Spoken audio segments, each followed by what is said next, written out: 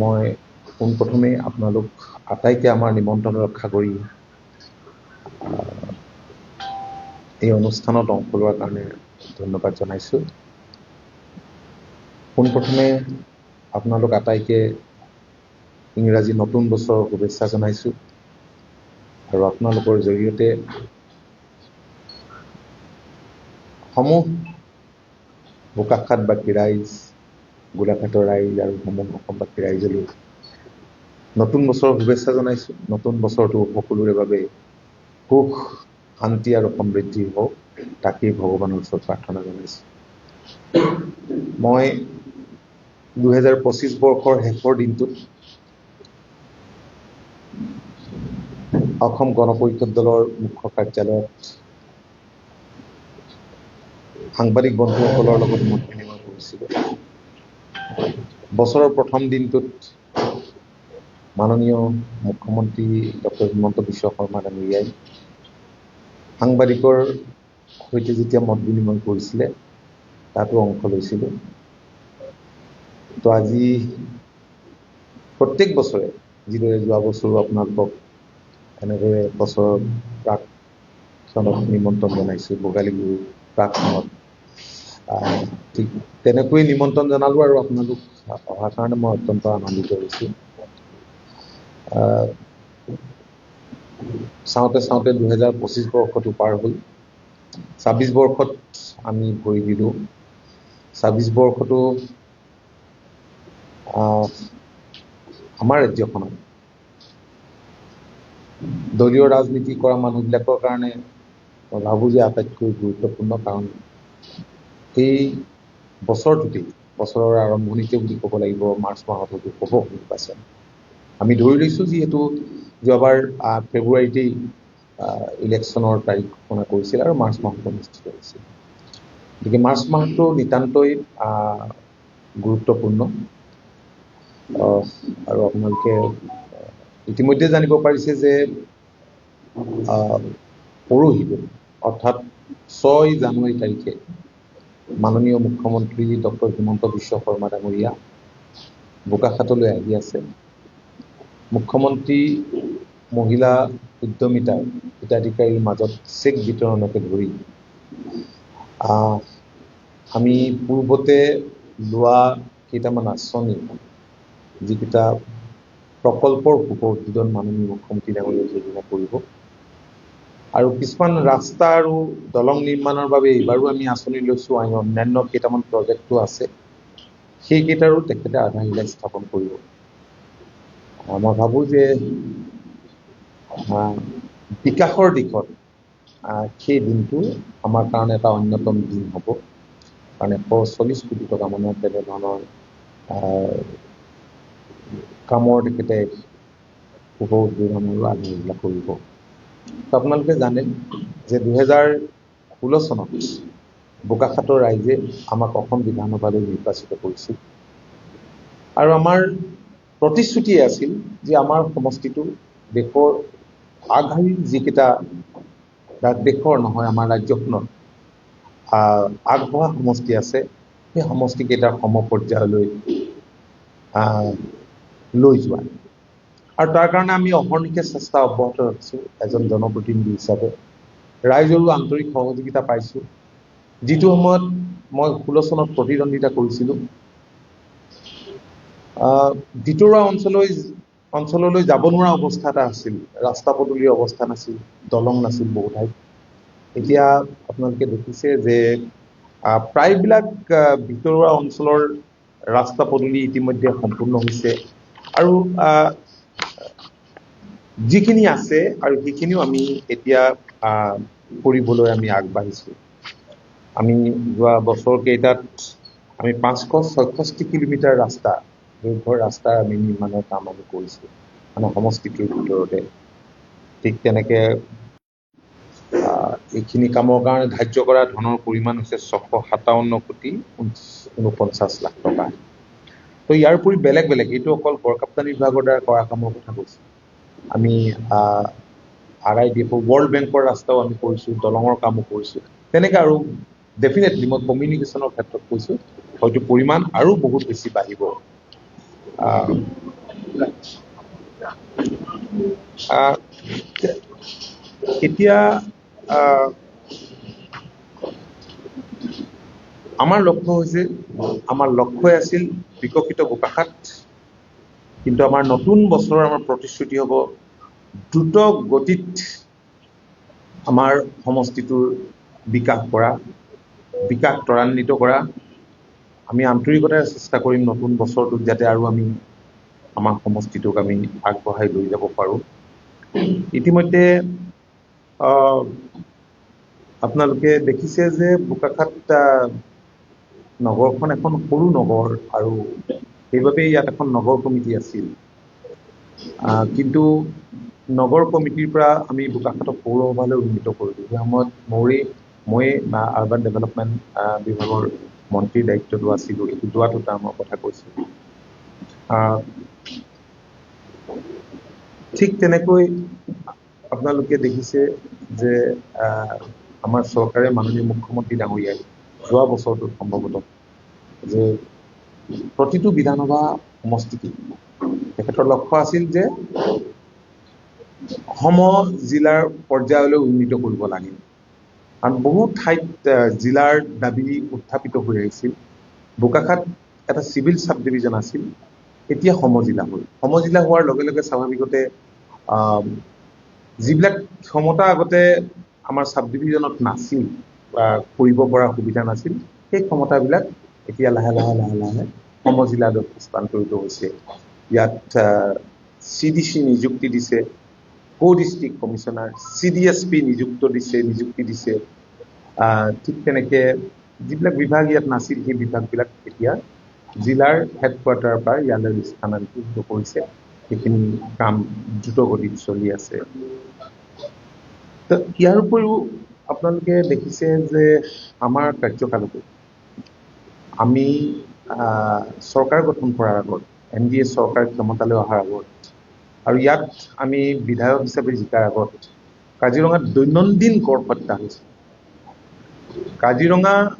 কাজিৰঙাৰ বন্যপ্ৰাণী সুৰক্ষিত কৰাটো দূৰৰ কথা, দৈনন্দিন গড় হত্যা হৈছে। আৰু সেইটো এটা আমাৰ মূল প্ৰতিশ্ৰুতি আছে যে আমি যি বিভিন্ন সময়ত চোৰাং চিকাৰীৰ দ্বাৰা আমাৰ বন্যপ্ৰাণী মৃত্যু ঘটিছে, এইটো আমি বন্ধ কৰিম। আৰু এই ক্ষেত্ৰত আমাৰ চৰকাৰ অত্যন্ত কঠোৰ হোৱাৰ বাবে যোৱা বছৰটোত এটা গৰু মৰাৰ কোনো চিকাৰীৰ হাতত নজিৰ আমাৰ হাতত নাই। এইটো এটা ডাঙৰ কথা, কাৰণ এশিঙীয়া গড়ৰ বাবেই কাজিৰঙা বিশ্ববিখ্যাত। আৰু কাজিৰঙাক লৈ আমি সকলোৱে গৌৰৱ কৰোঁ।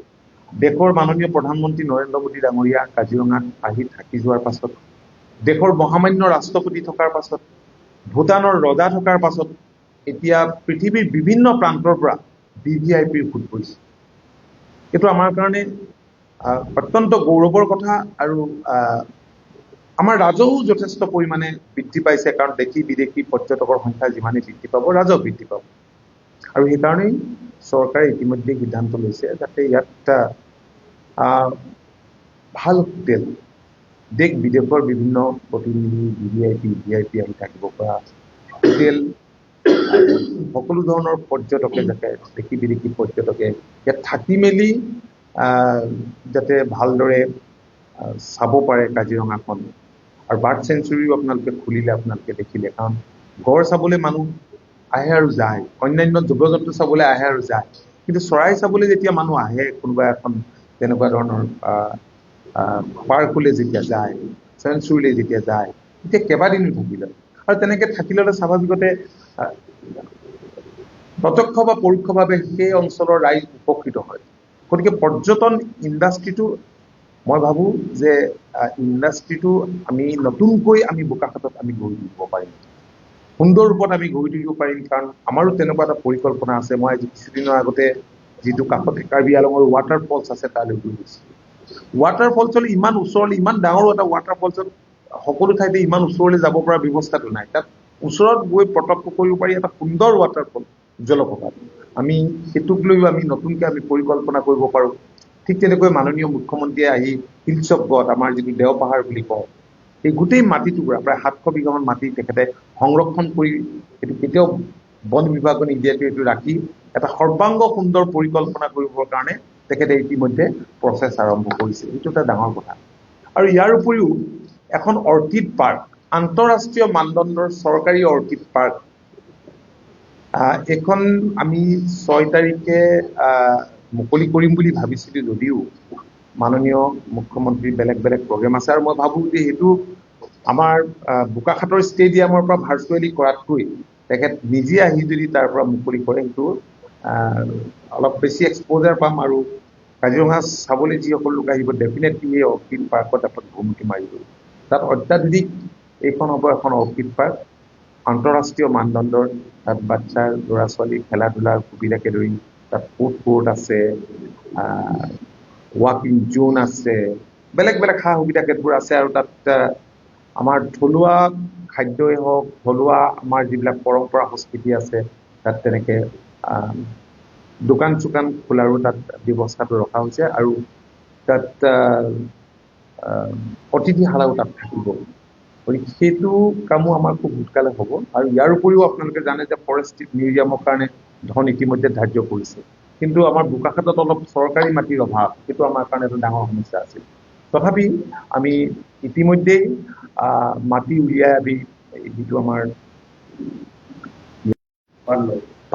পাণবাৰীত আমি মাটি দিছো, বাজেটত ধন ধাৰ্য কৰা আছে, সেই কামখিনিও আৰম্ভ হ'ব। হেণ্ডলুম পাৰ্ক এখন আধাৰশিলা মাননীয় মুখ্যমন্ত্ৰীয়ে তেখেতে কৰি গৈছিল, কিন্তু শিলান্যাস আমি খুব সোনকালে কৰিম। ইতিমধ্যে এইটো টেণ্ডাৰ হ'ল, আৰু টেণ্ডাৰত কোনো এটা কোম্পানীয়ে পাইছে। খুব সম্ভৱ এইকেইদিনতে কাম আৰম্ভ কৰিব। এইকেইদিন আমিয়ে সময় দিব পৰা নাই, তাৰো আমি খুব সোনকালে আমি শিলান্যাস আমি কৰিম। তো এনেধৰণে বহুতখিনি কাম বোকাখাতত সম্ভৱ হৈ উঠিছে। ফৰেষ্ট মিউজিয়ামটো ডেফিনেটলি হ'ব। ষ্টেডিয়ামখনো আমি অলপ ভালকে নিৰ্মাণ কৰাৰ পৰিকল্পনা কৰিছোঁ। আৰু ইয়াৰ উপৰিও মাজতে আমাৰ এইটো ক্ৰিকেটৰ ছেক্ৰেটাৰী নহয় জানো, আমাৰ দেৱজিৎ লন, তেখেতে আহি সচিব, তেখেতে এইখন যিখন আমাৰ আছিল প'ল' গ্ৰাউণ্ডৰ যিখন ফিল্ড, সেইখন আমি তেওঁক দেখুৱাইছিলোঁ।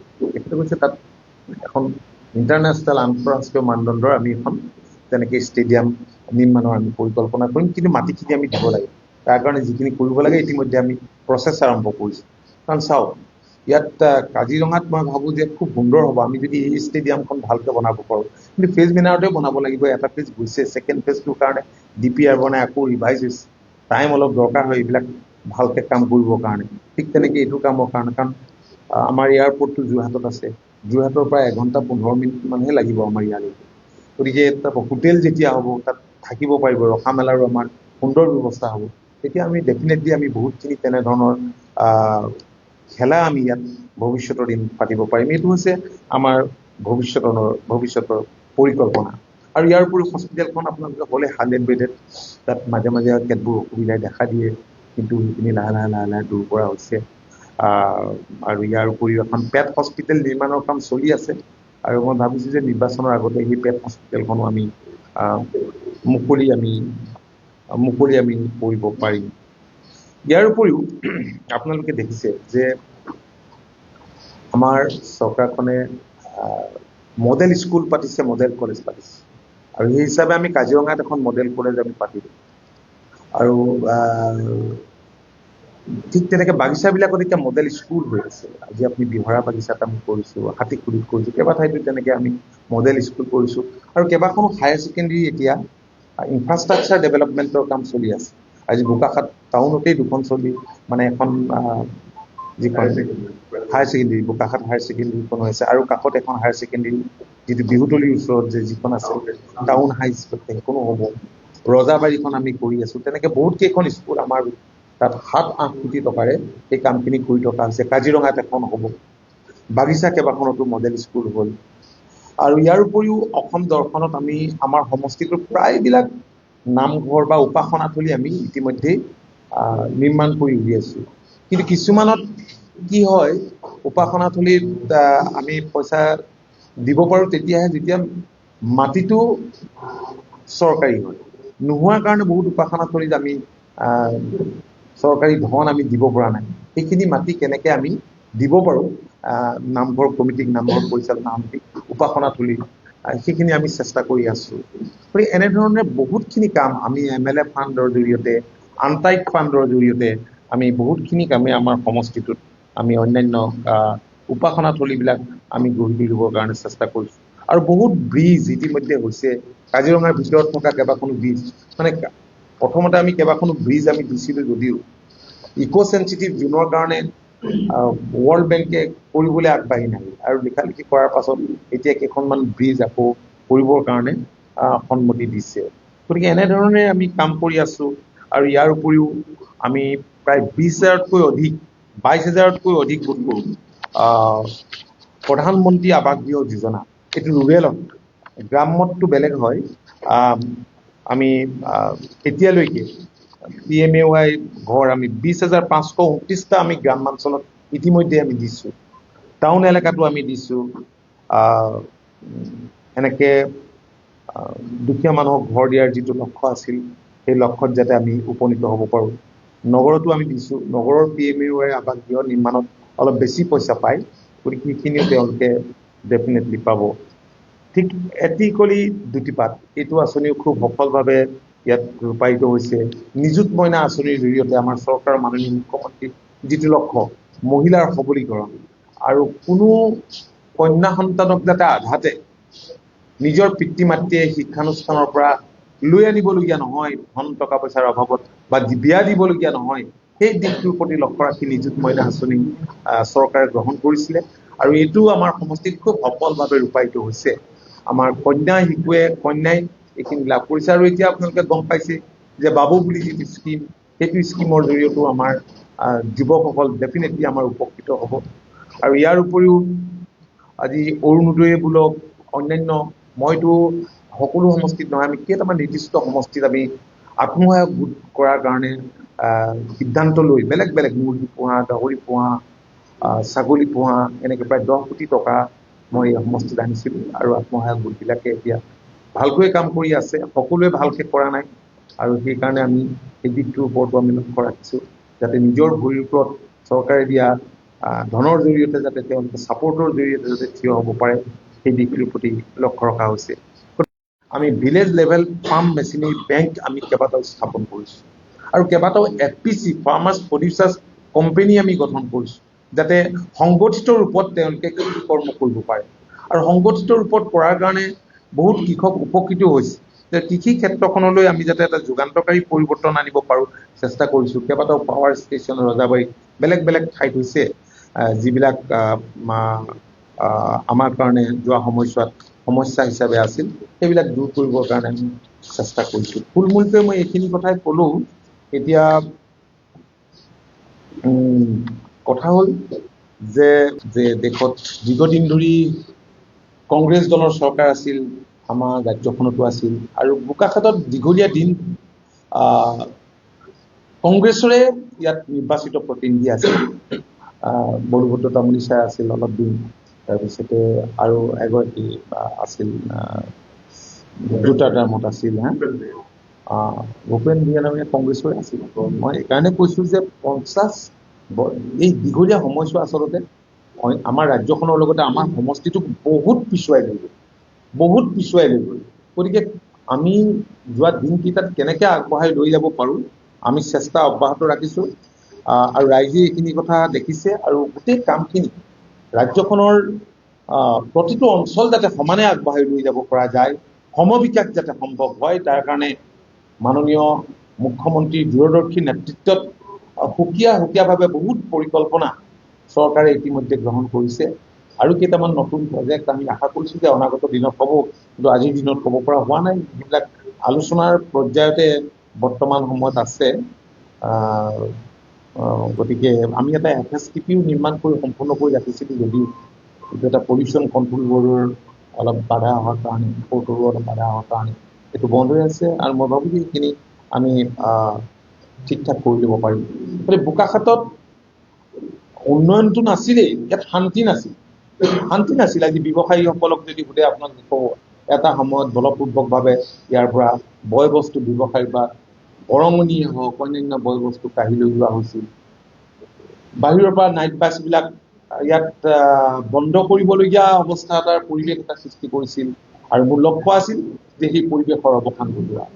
গতিকে সেই পৰিৱেশ এতিয়া নাই। ইয়াত শান্তি বিৰাজ কৰিছে। সকলো ব্যৱসায়ী, সকলো জাতি জনগোষ্ঠী ভাষা ভাষী লোকে ইয়াত শান্তিৰে বসবাস কৰিছে আৰু আমি দেখিছোঁ যে সমন্বয়ো আছে, সকলোৰে মাজতে সমন্বয় আছে আৰু আমি সদায় চেষ্টা কৰোঁ কিদৰে আমি সমন্বয়ৰ এনাজৰীডাল আমি মজবুত কৰি ৰাখিব পাৰোঁ। এখন দেশ, এখন ৰাজ্য, এটা অঞ্চল উন্নয়নৰ অন্যতম মাপকাঠি হৈছে শান্তি। শান্তি লাগিব। য'ত শান্তি থাকিব তাতে সমৃদ্ধি হ'ব। গতিকে সেইটো বৰ্তাই ৰাখিবৰ কাৰণে আমি অনবৰতে চেষ্টা কৰিছোঁ। যোৱা সময়ছোৱাত যি হ'ল পিছুৱাই লৈ গ'লেও আমি অনাগত দিনত যাতে সকলোৱে মিলি আমাৰ সমষ্টিটোক আমি দ্ৰুতগতিত বিকাশৰ দিশে ধাৱমান কৰিব পাৰোঁ, তাৰ কাৰণে আমি চেষ্টা কৰিছোঁ। দ্ৰুত বিকশিত বোকাখাতেই হ'ব আমাৰ প্ৰথম লক্ষ্য আৰু মই ভাবোঁ যে নতুন বছৰত আমি সেইটোৱে আমি সংকল্প ল'ম। আজি নতুন বছৰত মই আমাৰ শুভাকাংক্ষী যিসকলক লগ পাইছোঁ, সততে আমি মাতিছোঁ, তেখেতলোককো লগ পাম আৰু ব্যক্তিগতভাৱে সভা নহ'লেও আমি কথা বতৰা ডেফিনেটলি আমি পাতিম। গতিকে আমি নিশ্চিত যে ৰাজ্যখনত বৰ্তমান সময়ত যিদৰে মাননীয় মুখ্যমন্ত্ৰী ডক্টৰ হিমন্ত বিশ্ব শৰ্মা ডাঙৰীয়াৰ নেতৃত্বত বিকাশ হৈছে, যিমান দ্ৰুতগতিত আগবাঢ়িছে, ৰিজাৰ্ভ বেংকেও ইতিমধ্যে ৰাজহুৱাভাৱে এই কথাখিনি সদৰি কৰিছে। গতিকে মই ভাবোঁ যে এই ক্ষেত্ৰত আৰু কাৰো সন্দেহ নাই বা ক'বলগীয়া নাই আৰু মই ভাবোঁ তেখেতৰ নেতৃত্বতেই আমি আহি থকা নিৰ্বাচনৰ মুখামুখি হ'ম NDA হিচাপে আৰু আমি মুখামুখি হ'ম। ইয়াত বিৰোধী ধূলিচ্ছাত হ'ব আৰু বোকাখাতত মই ভাবোঁ যে বোকাখাতে এইবাৰ তৃতীয়বাৰ ইয়াত অগপ আৰু মিত্ৰজোঁটে ইয়াত হেট্ৰিক কৰিবলৈ সক্ষম হ'ব আৰু ৰাইজৰ মই শুভেচ্ছা, ৰাইজৰ আশীৰ্বাদ বিচাৰিছোঁ এই নতুন বছৰ পাঠখনত আৰু মই কথা দিছোঁ জনপ্ৰতিনিধি হিচাপে যি প্ৰতিশ্ৰুতি দি ৰাইজৰ মাজত এতিয়াও আছোঁ, আমি সেই প্ৰতিশ্ৰুতিবোৰ আখৰে আখৰে ৰক্ষা কৰিবলৈ অনাগত দিনত আমি আন্তৰিকতা ৰাখিছোঁ। যদি কিবা সোধে মই ক'ব পাৰোঁ। আজি তাৰিখত যদি নিৰ্বাচন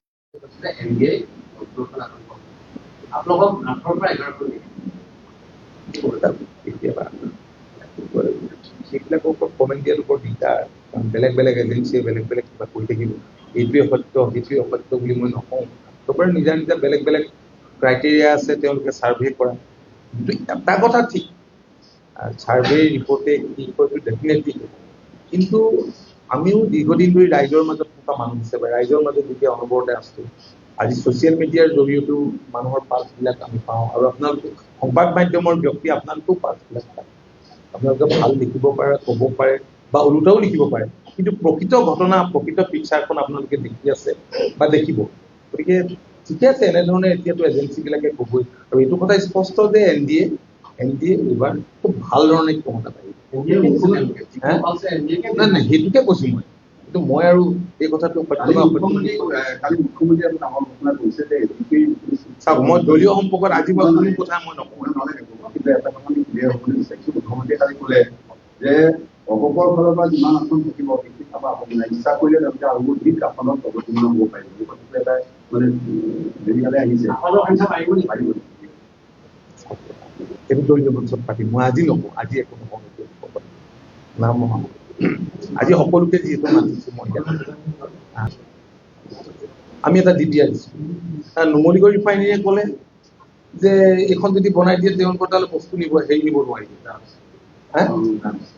কিছুমান সামগ্ৰী কঢ়িয়াব নোৱাৰিব। এতিয়া গোটটো প্ৰায় কিমান টকাৰ এখন 100 কোটিতকৈ বেছি, 150 কোটি মানৰ কিবা এটা এই মাত্ৰ। এতিয়া মই সদায় লাগি থাকোঁ, নুমলীগড় ৰিফাইনেৰীকো কওঁ, মই আমাৰ ইঞ্জিনিয়াৰকো কওঁ যে মুখ্যমন্ত্ৰীয়ে ইয়াৰ DPRটো কথা কৈ আছে, মানুহৰ অসুবিধা, আমি এইটো যদি কানেকশ্যন হয় এইটোতো আমাৰ লক্ষ্য, সেইটো আমি কৰিমেই। খালি এইটো খুব দেৰিকে এতিয়া তেওঁলোকে দিছে, এইটো প্ৰচেছ হ'ব। 200 কিমান কি আছিলে, কিমান কোটি টকাৰ কিবা এইটো পুৰুৱাবাৰীটো দিছোঁৱেই, তেনেকে বুলি লিখা আছে। ধনটো যথেষ্ট হ'ব, এখন তেনেকে অলপ বনাব লাগিব, কিন্তু এখন কৰিম আমি, সেইটো আমাৰ লক্ষ্য পুৰা। মেইন কথা হ'ব যিটো বস্তু লাগি আছে এই কথাটো, এই কথাটো মই জিতু শৰ্মাই কোৱা কথাটো মই মুখ্যমন্ত্ৰীক গোটেই বস্তুটো ব্ৰিফিংটো দিলোঁ। সেইটোৱে বিভাগৰ আৰু এইটোতো ডেফিনেটলি এইটো বহুত ডাঙৰ ষ্টেচন হ'ব, এইটো বহুত ডাঙৰ ষ্টেচন হ'ব ইয়াত ৰেলৰ, কাৰণ এইপিনে যেতিয়া এইটো হেৰি যাব আৰু এইটোতো মানে ডিফেন্সৰ কথাটো এটা আহি গৈছে ন ওচৰতে, গতিকে এইটো খুব বহুত বেছি ডাঙৰ হ'ব। সেইকাৰণে গোটেই বৃহৎ অঞ্চলটো ভৱিষ্যতে বহুত প্ৰচুৰ সম্ভাৱনাময় এটা অঞ্চল হৈ উঠিব।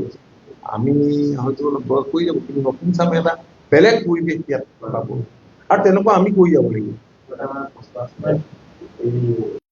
মই দলৰ হৈ মই আজি আৰু কথা ক'ব বিচৰা নাই।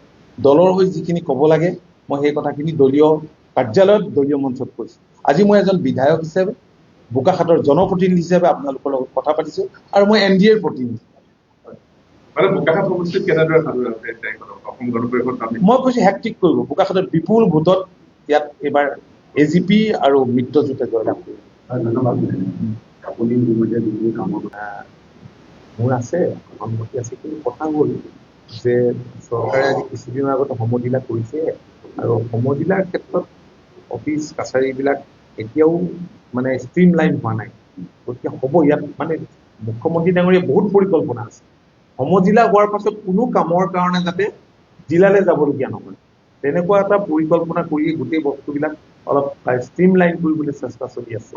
গতিকে এনে অৱস্থাত নতুন জিলা ইয়াৰ কথাটো আজিৰ দিনত হয়তো, আৰু এতিয়াতো ইলেকশ্যন ইজ ভেৰি ক্ল'জ, গতিকে ডেফিনেটলি ভৱিষ্যতৰ দিনত মই ভাবো যে কাজিৰঙাখনক লৈ পেলাই, কাজিৰঙা অৱশ্যে কাজিৰঙাই বিশ্বনাথৰ এটা পাৰ্ট নাঘূৰে, নগাঁৱৰ এটা পাৰ্ট আহে, গতিকে গোলাঘাটৰো এটা পাৰ্ট আহে। এটা বিশাল অঞ্চল লৈ ইয়াত যদি কিবা এটা কৰা যায়, একেবাৰে অকণমান হ'লে বোকাখাত কিন্তু বেনিফিটেড নহয়। বোকাখাত সমষ্টিক লৈ যদি বোকাখাত কৰি দিওঁ, তেতিয়া আমি বহুত মানে আগবাঢ়ি যোৱাতকে আমি অলপ পিছুৱাই গুচি যাম কিছুমান সা সুবিধাৰ পৰা। গতিকে যিকোনো এখন জিলা ঘোষণা কৰোঁতে গভৰ্ণমেণ্টে ডেফিনেটলি বিবেচনা কৰিব, ইয়াৰ পৰা বোকাখাতৰ ৰাইজ উপকৃত হ'বনে, ইয়াৰ পৰা বোকাখাতৰ ৰাইজ ক্ষতিগ্ৰস্ত হ'ব। গতিকে সেইকাৰণে সমজিলাৰ কনচেপ্টটো মাননীয় মুখ্যমন্ত্ৰীয়ে আনিছিলে। ডেফিনেটলি ভৱিষ্যতৰ দিনটো এই কথাখিনি চৰকাৰে বিবেচনা কৰিব, আৰু আমি নিশ্চিত যে মুখ্যমন্ত্ৰী ডক্টৰ হিমন্ত বিশ্ব শৰ্মা ডাঙৰীয়াৰ সবল আৰু দূৰদৰ্শী নেতৃত্ব, শত্ৰু স্বীকাৰ কৰিব যোৱা 21 চনৰ পৰা এতিয়ালৈকে যিখিনি কাম দ্ৰুতগতিত হৈছে, আজি প্ৰতিখন জিলাতে একোখনকৈ ব্ৰহ্মপুত্ৰৰ ব্ৰীজ হ'বলৈ গৈ আছে। প্ৰতিখন জিলাত কেইখন দলং আছে, প্ৰতিখন জিলাত ইউনিভাৰ্চিটি হ'বলৈ গৈ আছে। কৈছে আমাৰ গোলাঘাটতো এখন ইউনিভাৰ্চিটি হ'ল, এটা সময় আছিল যিটো সময়ত আমি পঢ়ি থাকোঁতে গুৱাহাটী বিশ্ববিদ্যালয় আছিল, কৃষি বিশ্ববিদ্যালয় আছিল, ডিব্ৰুগড় বিশ্ববিদ্যালয় সেইটো নাছিল। প্ৰতিখন জিলাত মেডিকেল কলেজ হৈছে, আজি আমাৰ ইয়াত মেডিকেল কলেজ, ইঞ্জিনিয়াৰিং কলেজ হৈছে, শিক্ষানুষ্ঠান গঢ়লৈ উঠিছে। গতিকে মই ভাবোঁ যে ডেফিনেটলি আমাৰ সকলোৰে লক্ষ্য হৈছে যে আমাৰ ৰাজ্যখনক, মুখ্যমন্ত্ৰী ডাঙৰীয়াৰ লক্ষ্য, আমাৰ লক্ষ্য, দেশৰ অগ্ৰণী 5খন ৰাজ্যৰ তালিকাত অন্তৰ্ভুক্ত কৰিব লাগে। যিটো দ্ৰুতগতিত গৈছে, 5 বছৰত যদি ইমান বিকাশ সম্ভৱ হয়, তেতিয়াহ'লে মই ভাবোঁ যে আৰু কম দিনৰ ভিতৰতে আমাৰ যিটো টাৰ্গেট, সেই টাৰ্গেট আমি এচিভ কৰিবলৈ সক্ষম হ'ম। আমাৰ বোকাখাতত যিহেতু